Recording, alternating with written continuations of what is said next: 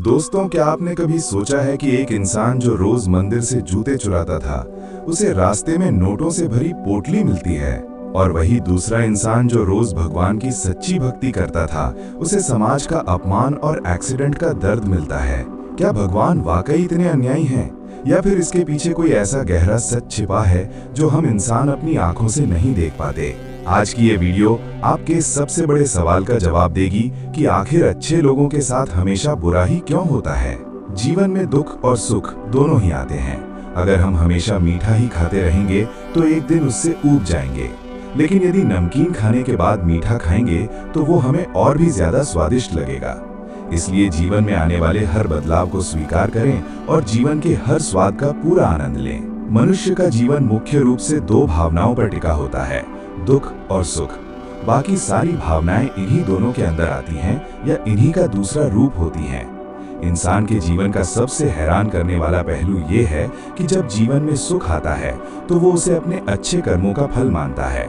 इसके बिल्कुल उलट, जब जीवन में दुख, कष्ट, बीमारी या शोक आता है तो वो बड़ी आसानी से कह देता है कि पता नहीं भगवान क्यों नाराज हैं और किस बात की सजा दे रहे हैं। आपने अक्सर महसूस किया होगा कि जो लोग अच्छे काम करते हैं वे परेशान रहते हैं, वहीं जो लोग बुरे काम करते हैं वे खुशी से रह रहे होते हैं। अच्छे कर्म करने वाले सोचते हैं कि आखिर उन्हें इतनी परीक्षा क्यों देनी पड़ रही है, जबकि अधर्म के रास्ते पर चलने वाले खुश हैं और जिंदगी का मजा ले रहे हैं।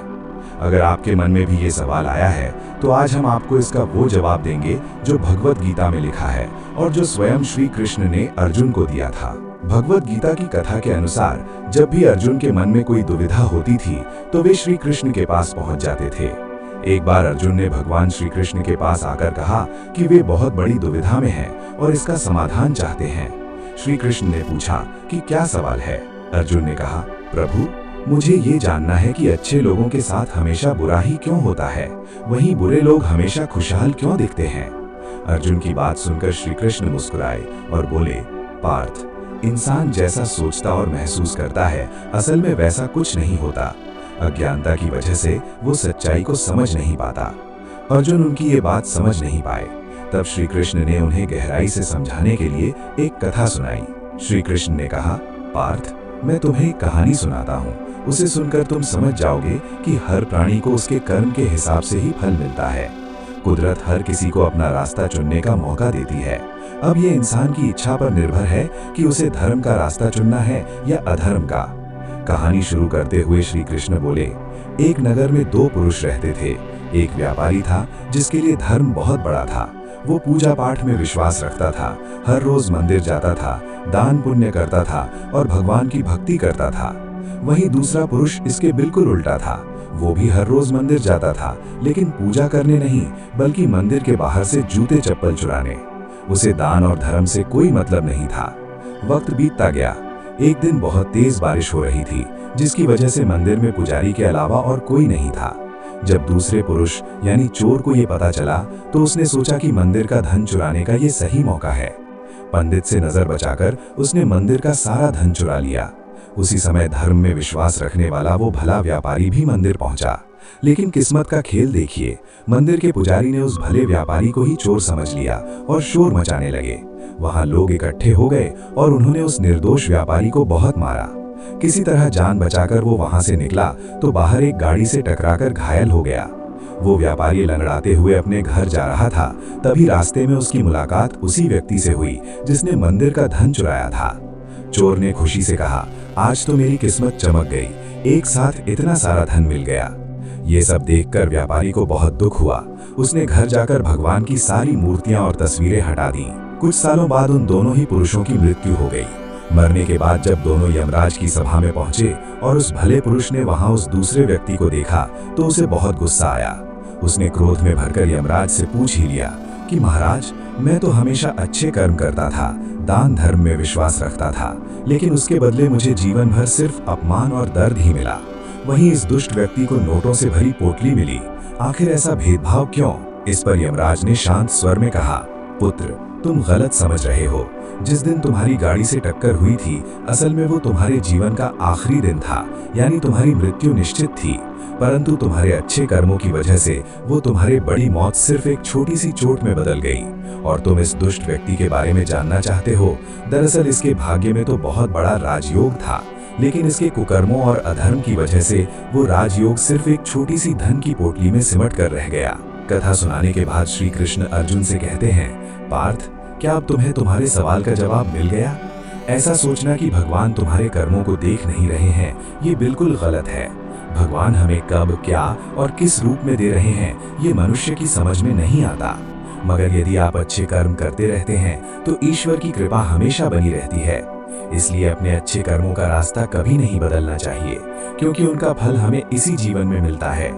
श्री कृष्ण ने गीता में भी यही बताया है कि किसी के द्वारा किया गया कर्म कभी बेकार नहीं जाता, चाहे वो अच्छा हो या बुरा। संसार श्री राम को मर्यादा पुरुषोत्तम कहता है। इसका अर्थ है वो उत्तम और श्रेष्ठ पुरुष जिसने हमेशा मर्यादाओं का पालन किया। कहते हैं कि श्री राम ने मानसिक, शारीरिक और भावनात्मक हर तरह के कष्ट सहे, लेकिन कभी मर्यादा नहीं तोड़ी। उन्होंने हर कीमत पर धर्म की रक्षा की। लेकिन अगर ऐसा है तो फिर क्यों श्री राम के आचरण पर भी कई सवाल उठते रहते हैं? क्या सचमुच मर्यादा पुरुषोत्तम ने कभी मर्यादा का उल्लंघन नहीं किया? क्या ये मुमकिन है कि धर्म रक्षक श्री राम से कोई अधर्म हुआ हो या उन्होंने किसी के साथ अन्याय किया हो? क्या राम पर किसी खास वर्ग के साथ भेदभाव करने का भी आरोप है? ऐसे सवाल बताते हैं कि लोग राम कथा पर सिर्फ आंख बंद करके भरोसा नहीं करते, बल्कि उन्हें एक राजा की नजर से भी देखते हैं। एक ऐसा राजा जिसका व्यवहार संदेह से परे नहीं है। लेकिन असल में राम राज्य एक ऐसी स्थिति का नाम है जहां राजा का आचरण इतना शुद्ध और धर्म के अनुसार था कि उनकी प्रजा को दुख, गरीबी, बीमारी या अकाल मृत्यु जैसे कष्ट छू भी नहीं पाते थे। मगर राम के शासन पर उंगली तब उठी जब एक दिन अचानक एक ब्राह्मण रोता बिलखता उनके दरबार में आ पहुंचा। श्री राम ने जब उसके दुख का कारण पूछा तो उसने बताया कि उसके 13 साल के बेटे की अचानक मृत्यु हो गई है। राम राज्य में ये एक बहुत ही अनोखी और असंभव सी घटना थी, क्योंकि वहां किसी की अकाल मृत्यु नहीं होती थी। दुखी ब्राह्मण ने सीधे श्री राम पर आरोप लगाया कि उनके राज्य में धर्म का नुकसान हुआ है और उसी के कारण उसके पुत्र की जान गई है। ब्राह्मण ने कहा कि राज्य में जब पाप बढ़ता है तो उसका फल प्रजा को भुगतना पड़ता है और उस पाप का छठा हिस्सा राजा को लगता है। इसलिए इस दुख के जिम्मेदार राजा राम ही हैं। मर्यादा पुरुषोत्तम श्री राम से ये आरोप सहन नहीं हुआ। उन्होंने तुरंत देवर्षि नारद और अन्य सिद्ध ऋषियों को बुलाया और इस समस्या पर विचार किया। उन्होंने ऋषियों से पूछा कि आखिर उस ब्राह्मण के पुत्र की अकाल मृत्यु का असली कारण क्या है। देवर्षि नारद श्री राम को हर युग की व्यवस्था और धर्म का संबंध समझाते हुए बताते हैं कि सतयुग में केवल ब्राह्मण वर्ग को तप करने का अधिकार था। त्रेता युग में जब अधर्म ने अपना पहला पैर धरती पर रखा, तब धर्म के 3 पैर रह गए और क्षत्रियों को भी तपस्या करने का अधिकार मिल गया। नारद कहते हैं कि द्वापर युग में अधर्म का दूसरा पैर धरती पर आएगा और धर्म के केवल 2 पैर रह जाएंगे। उस समय वैश्य भी तप करने के अधिकारी हो जाएंगे। अंत में कलयुग में अधर्म अपने 4 पैर धरती पर रख देगा और तब शूद्रों को भी तपस्या का अधिकार मिल जाएगा। नारद के अनुसार राम राज्य में एक बालक के मृत्यु ये बताती है कि राज्य में कोई ऐसा व्यक्ति तपस्या कर रहा है जो नियमों के अनुसार इसका अधिकारी नहीं है। चूंकि त्रेता युग में तपस्या का अधिकार केवल ब्राह्मण और क्षत्रिय को है, इसलिए इनके अलावा किसी और का तप करना अधर्म माना जाएगा। इस अधर्म की वजह से राजा को बदनामी और पाप का भागी बनना पड़ेगा। इसलिए इस अधर्म को रोकना राजा राम की नैतिक जिम्मेदारी है। नारद की सलाह पर श्री राम अपने राज्य के दौरे पर निकलते हैं ताकि उस अज्ञात व्यक्ति को खोज सकें। आखिर में वो दक्षिण दिशा में शैव पर्वत के पास पहुंचते हैं। वहां एक सरोवर के किनारे उन्हें एक तपस्वी मिलता है जो अपना सिर नीचे लटकाकर तपस्या कर रहा था। श्री राम उससे उसका परिचय, उसकी जाति और तपस्या का कारण पूछते हैं। वो तपस्वी कहता है, हे श्री राम, मेरा नाम शंभूक है और मैं शूद्र जाति का हूँ। मैं अपनी तपस्या की शक्ति से सशरीर देवलोक जाना चाहता हूँ। शंभूक के इतना कहते ही श्री राम ने अपनी तलवार निकाली और उसका सिर धड़ से अलग कर दिया। उसी पल देवलोक से फूलों की वर्षा हुई और देवताओं ने राम के इस कार्य को धर्म के अनुसार मानकर उनसे वरदान मांगने को कहा। श्री राम ने देवताओं से उस ब्राह्मण के पुत्र को दोबारा जीवित करने का वरदान मांगा। देवताओं ने उनकी बात मान ली और ब्राह्मण का पुत्र जीवित हो उठा। इससे पता लगता है कि उस समय देवताओं ने भी श्री राम के हाथों शंभूक के वध का पूरा समर्थन किया था। शंभूक की कहानी तो यहीं खत्म हो जाती है, लेकिन श्री राम पर जातिगत भेदभाव का आरोप इस घटना के हजारों साल बाद आज भी लगता है। शंभूक वध की इस घटना से कई सवाल खड़े होते हैं, जिनका जवाब आज भी मिलना बाकी है। क्या शंभूक का तपस्या करना सच में अधर्म था? क्या श्री राम के हाथों शंभूक की ये हत्या अधर्म नहीं थी?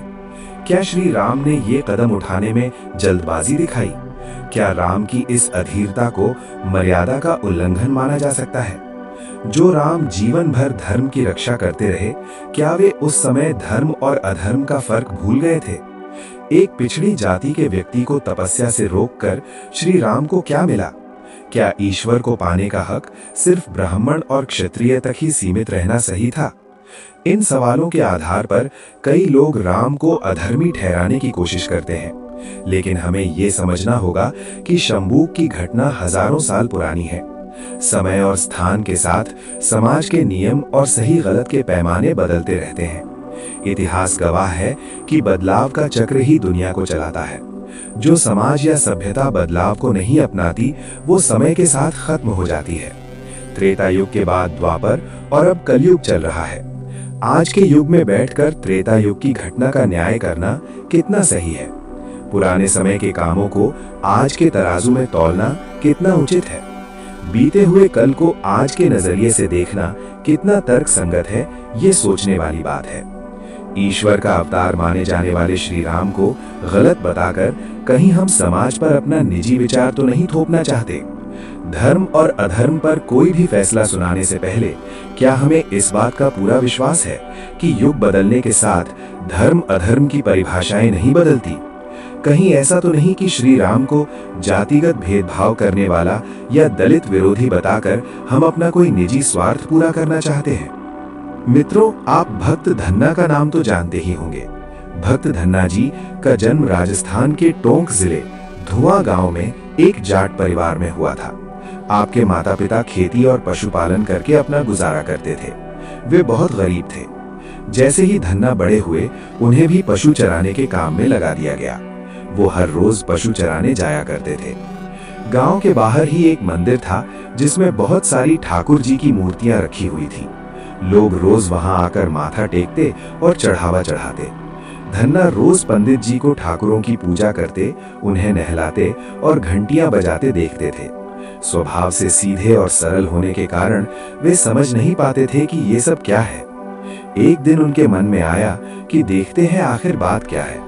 उन्होंने पंडित जी से पूछ ही लिया कि आप इन मूर्तियों के आगे बैठकर क्या करते हो? पंडित जी ने कहा, ये ठाकुर जी की सेवा है, जिससे सारी मनोकामनाएं पूरी होती हैं। धन्ना ने बड़ी मासूमियत से कहा, ये ठाकुर जी मुझे भी दे दो। उनसे पीछा छुड़ाने के लिए पंडित जी ने एक पत्थर को कपड़े में लपेटकर उन्हें दे दिया। घर जाकर धन्ना ने उस पत्थर को ही ठाकुर मान लिया। उन्होंने उसे स्नान कराया और भोग लगाने के लिए जिद करने लगे। उन्होंने ठाकुर जी के आगे बहुत विनती की और कसम खाई कि हे ठाकुर जी, अगर आप खाना नहीं खाएंगे तो मैं भी भूखा ही रहूंगा। उनका ये पक्का इरादा देखकर प्रभु प्रकट हुए और उन्होंने धन्ना के हाथ से रोटी खाई और लस्सी पी। इस प्रकार धन्ना ने अपने भोलेपन और साफ मन से पत्थर में भी भगवान को पा लिया। जब धन्ना को भक्ति की लगन लगी, उस समय उनके माता पिता बूढ़े हो चुके थे और वे अकेले नौजवान थे। उन्हें लगा कि अगर ठाकुर जी को खुश करके सब कुछ हासिल किया जा सकता है, तो उन्हें ये जरूर करना चाहिए, ताकि घर की गरीबी दूर हो जाए और सुख आए। यही सोचकर वो फिर से पंडित जी के पास गए। पंडित जी ने पहले तो ठाकुर देने से मना कर दिया और कहा, तुम ठाकुर की पूजा अकेले नहीं कर पाओगे। दूसरी बात, तुम अनपढ़ हो, और तीसरी बात, ठाकुर जी मंदिर के बिना कहीं नहीं रहते और ना ही खुश होते हैं। इसलिए तुम जिद छोड़ो और खेतों का काम संभालो। ब्राह्मण का धर्म है पूजा पाठ करना और जाट का काम है अनाज पैदा करना। परंतु धन्ना अपनी बात पर अड़े रहे। अपनी पिटाई के डर से पंडित जी ने एक शालीग्राम पत्थर जो मंदिर में फालतू पड़ा था, उठाकर धन्ना को दे दिया और पूजा पाठ की थोड़ी विधि भी बता दी। पूरी रात धन्ना को नींद नहीं आई। वो बस यही सोचते रहे कि ठाकुर को कैसे खुश करेंगे और उनसे क्या मांगेंगे। सुबह उठकर खुद नहाने के बाद उन्होंने ठाकुर जी को स्नान कराया। पूरी श्रद्धा के साथ बैठकर लस्सी बनाई और रोटी पकाई। उन्होंने प्रार्थना की, हे प्रभु, भोग लगाओ। मुझ गरीब के पास सिर्फ रोटी, लस्सी और मक्खन ही है। जब आप और चीजें दोगे तब मैं आपके आगे और भी अच्छे पकवान रखूंगा। वे टकटकी लगाकर ठाकुर जी को देखते रहे। अब पत्थर भोजन कैसे करें? पंडित जी तो भोग का बहाना लगाकर सारा खाना खुद घर ले जाते थे, पर इस भोले बालक को ये बात कहाँ पता थी। वे बेचैन होकर कहने लगा, क्या आप जाट का प्रसाद नहीं खाते? पंडित जी के पास तो आप इतनी देर नहीं लगाते थे। अगर आज आपने प्रसाद नहीं खाया तो मैं अपनी जान दे दूंगा, लेकिन आपके बिना खाना नहीं खाऊंगा।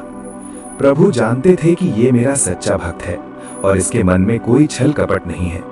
अब तो भगवान को प्रकट होना ही पड़ेगा। करीब 1 घंटा बीतने के बाद धन्ना क्या देखता है कि श्री कृष्ण रूप में स्वयं भगवान प्रकट हो गए और बड़े चाव से रोटी मक्खन खाने लगे और लस्सी पीने लगे। भोजन करने के बाद प्रभु बोले, धन्ना, जो तुम्हारी इच्छा हो मांग लो, मैं तुम पर बहुत प्रसन्न हूँ। धन्ना ने हाथ जोड़कर विनती की, प्रभु, जो आपकी भक्ति करते हैं आप उनके सारे काम संभाल लेते हैं। मुझे बस गेहूं, दाल और घी दीजिए, मैं उतने में ही खुश हो जाऊंगा। इसके अलावा अगर आप मुझे पहनने को कपड़े, जूते, 7 तरह के अनाज, दूध के लिए गाय या भैंस, सवारी के लिए घोड़ी और घर की देखभाल के लिए एक सुंदर नेक पत्नी दे दें तो बड़ी कृपा होगी। धन्ना की ये सीधी सादी बातें सुनकर प्रभु मुस्कुरा दिए और बोले, ये सब तुम्हें मिल जाएगा, इसके अलावा कुछ और चाहिए? धन्ना बोले, प्रभु, मैं जब भी आपको याद करूं आप मुझे दर्शन दीजिए। अगर कभी और कोई जरूरत हुई तो आपसे कह दूंगा। भगवान ने कहा, तथास्तु, ऐसा ही होगा। धन्ना ने गदगद होकर कहा, हे प्रभु, आज से मैं आपका जीवन भर के लिए सेवक हुआ। अब आपके अलावा मैं किसी और का नाम नहीं लूंगा। धन्ना खुशी से झूम उठा और उसकी आंखें बंद हो गईं। जब उसने आंखें खोली तो प्रभु वहां नहीं थे, बस वही पत्थर का शालिग्राम वहां रखा था। उसने बर्तन में बचा हुआ भगवान का प्रसाद खाया, जिससे उसे तीनों लोकों का ज्ञान हो गया। भगवान के दर्शन के कुछ ही दिनों बाद धन्ना के घर में सारी खुशियां आ गई। एक अच्छे अमीर परिवार में उनका विवाह हो गया। कमाल तो देखिए, उनकी जिस जमीन पर बीज भी नहीं बोए गए थे वहां भी शानदार फसल लहलहा उठी। उन्होंने भगवान से जो जो मांगा था वो सब उन्हें मिल गया।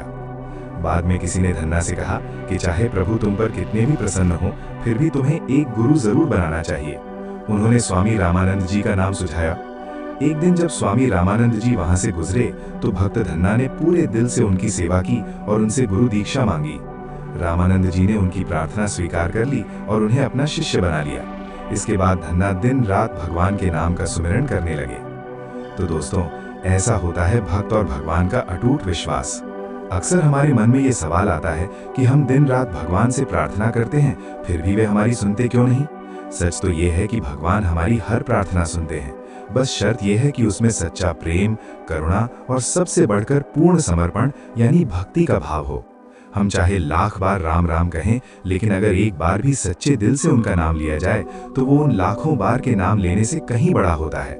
भगवान हमारे मन की हर बात जानते हैं, क्योंकि वो हमारे हृदय में ही बसते हैं। असल में होता ये है कि जब हम भगवान का नाम लेते हैं तो अक्सर हमारे दिमाग में घर गृहस्थी, ऑफिस और दुनियादारी की बातें चलती रहती हैं।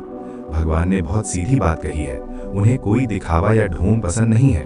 वो कहते हैं, निर्मल मन जन सो मोहि पावा, मोहि कपट छल छिद्र न भावा। यानी जिसका मन साफ है वही मुझे पा सकता है।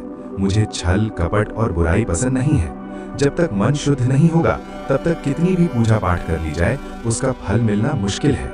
मीराबाई जब श्री कृष्ण के भजन गाती थीं तो वे उनमें पूरी तरह डूब जाती थीं। यही ध्यान की सबसे ऊंची स्थिति है। सूरदास जी जब पद गाते थे तब भगवान उन्हें सुनते थे और उनसे बातें भी करते थे। कबीर दास जी ने तो यहाँ तक कहा है कि एक छोटी सी चींटी के पैरों में भी अगर घुंघरू बांध दिए जाएं तो भगवान उसकी आवाज भी सुन लेते हैं। उन्हें पुकारने के लिए ढोल, नगाड़े या लाउड स्पीकर की जरूरत नहीं है। अगर आप मन ही मन उन्हें पुकारेंगे तो भी आपकी प्रार्थना उन तक जरूर पहुंचेगी। इसमें कोई शक नहीं है कि मन से की गई पूजा सबसे श्रेष्ठ होती है। एक छोटी सी कथा और है। एक बार श्री हरिदास नाम के एक भक्त हुए। उन्होंने 20 साल तक लगातार बड़ी श्रद्धा के साथ नारायण कवच का पाठ किया। एक दिन भगवान ने उनकी परीक्षा लेने के लिए कहा, अरे भक्त, तुझे क्या लगता है कि मैं तेरे इस पाठ से प्रसन्न हूँ? तो ये तेरा वहम है। भगवान ने भक्त हरिदास से कहा, मैं तेरे पाठ से बिल्कुल भी प्रसन्न नहीं हुआ। जैसे ही हरिदास ने ये सुना, वो दुखी होने के बजाय नाचने और झूमने लगे। भगवान बोले, तू तो पागल है, मैंने कहा कि मैं खुश नहीं हूँ और तू नाच रहा है। हरिदास बोले, प्रभु आप प्रसन्न हैं या नहीं ये मैं नहीं जानता, मैं तो इसलिए नाच रहा हूँ क्योंकि आज मुझे पता चल गया कि आप मेरा पाठ कम से कम सुन तो रहे हैं। दोस्तों, यही होती है निष्काम भक्ति, जिसमें फल की चिंता नहीं होती। आपने गजेंद्र और मगरमच्छ की कथा तो सुनी ही होगी। जब गजेंद्र हाथी ने मगरमच्छ से बचने के लिए रोते हुए भगवान को पुकारा, तो क्या भगवान ने नहीं सुना? बिल्कुल सुना। भगवान अपना भोजन छोड़कर नंगे पांव दौड़े चले आए। इसी तरह जब द्रौपदी को भरी सभा में अपमानित किया जा रहा था, दुशासन उनके बाल खींच रहा था, तब द्रौपदी कृष्ण को पुकार भी रही थीं और अपने बल से खुद को बचाने की कोशिश भी कर रही थीं। लेकिन जिस पल उन्होंने अपने दोनों हाथ ऊपर उठाकर खुद को पूरी तरह श्री कृष्ण के चरणों में सौंप दिया, उसी पल भगवान ने उनकी लाज बचाई। जब भी भगवान को याद करें तो पूर्ण समर्पण और प्रेम के साथ करें।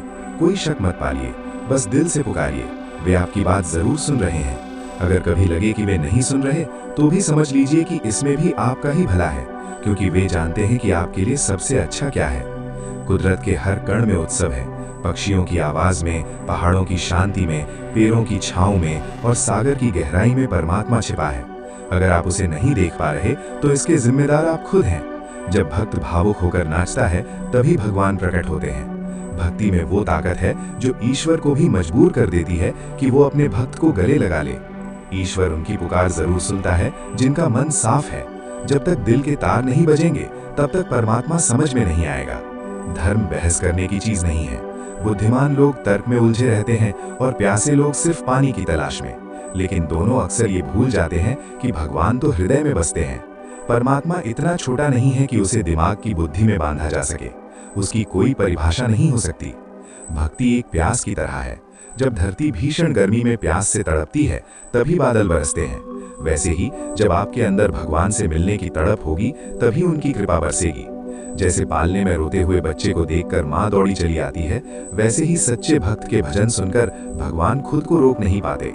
जिस दिन भक्ति खो गई, समझो उस दिन धर्म भी खो गया। भक्ति है तो ही भगवान है और उनका भक्त है। भक्ति के बिना धर्म सिर्फ कड़े नियमों में सिमट कर रह जाता है, जो समाज में कड़वाहट पैदा कर सकता है। परमात्मा को तभी जाना जा सकता है जब भक्ति का आनंद आंखों से आंसू बनकर बहने लगे।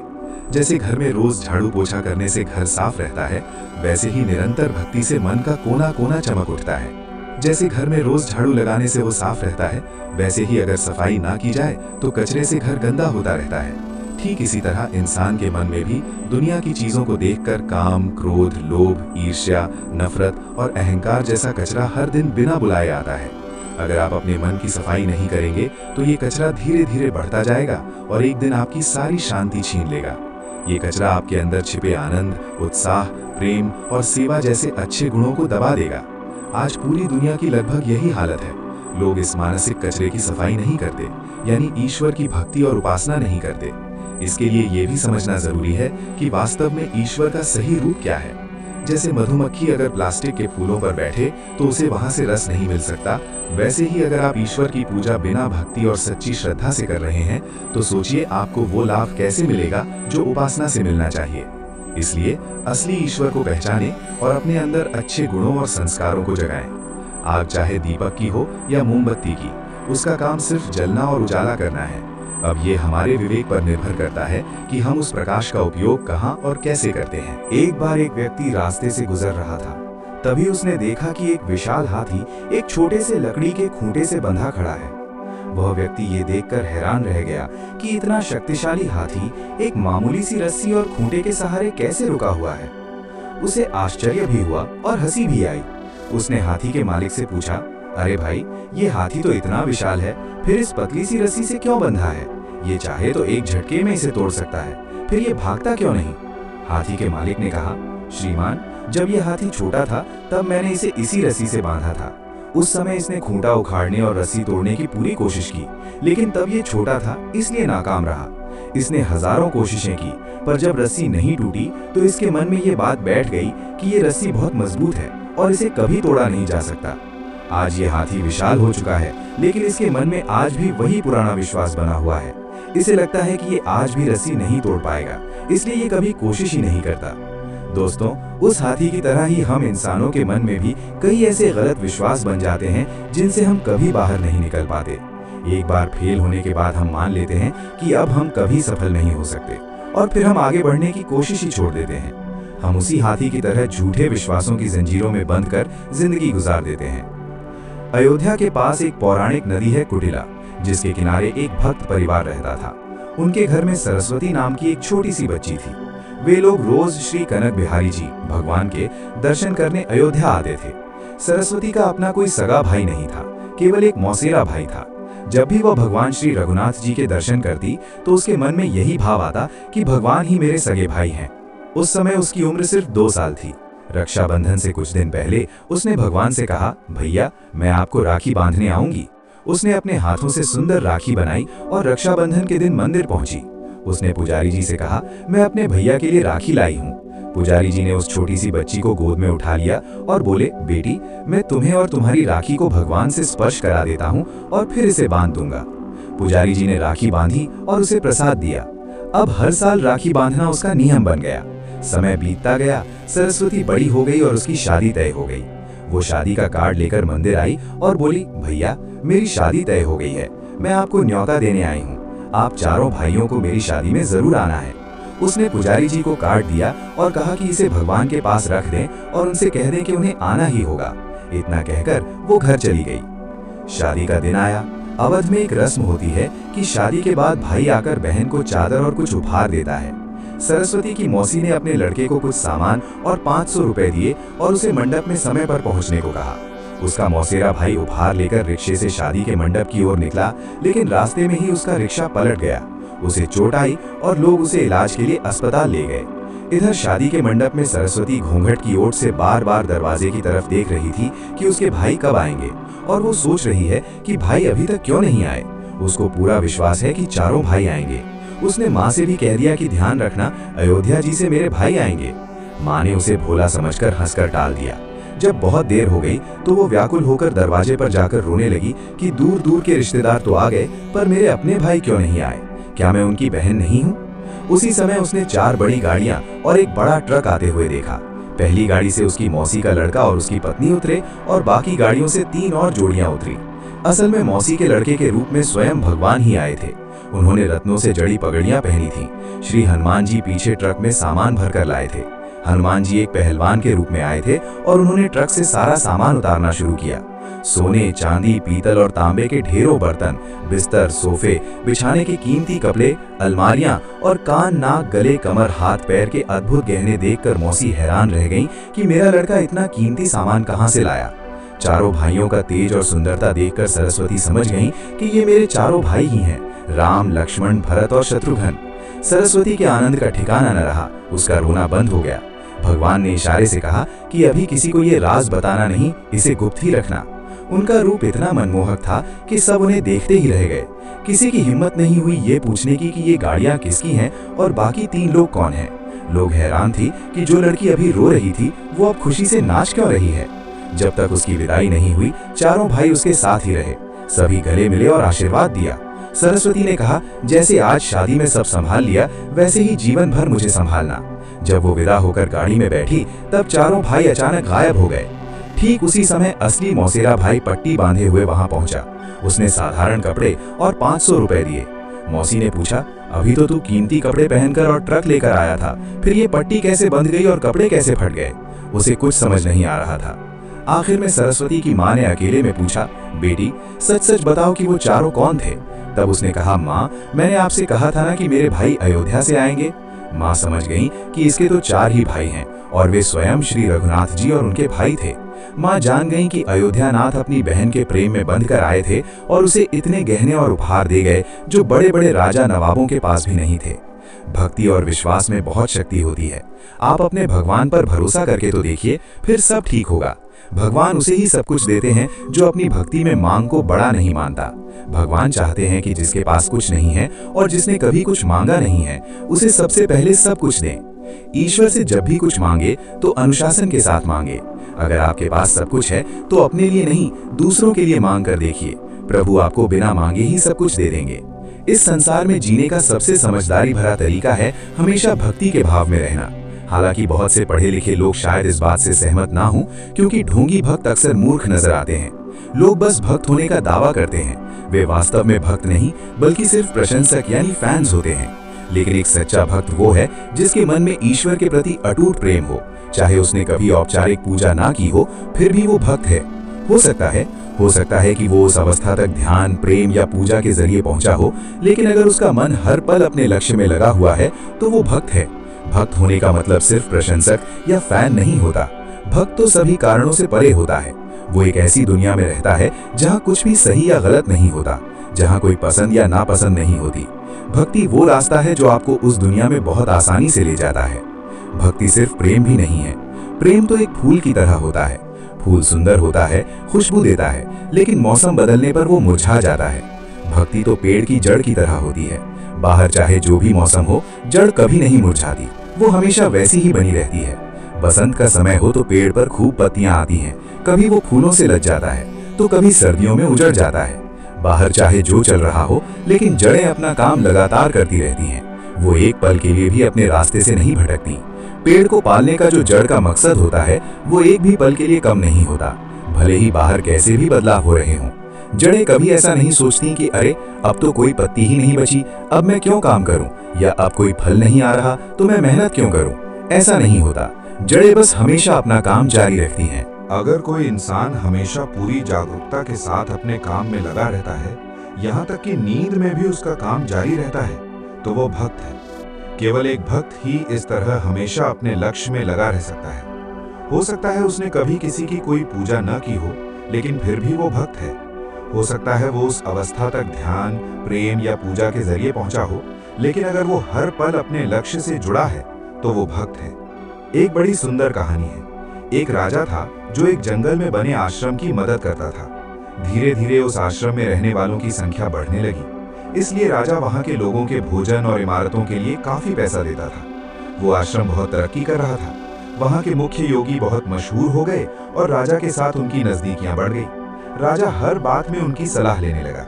ये देखकर राजा के मंत्रियों को जलन होने लगी, उन्हें अपनी कुर्सी का डर सताने लगा। एक दिन उन्होंने राजा से कहा, हे राजन, आप सरकारी खजाने से इस आश्रम को इतना पैसा दे रहे हैं, लेकिन क्या आपने कभी वहां जाकर देखा है?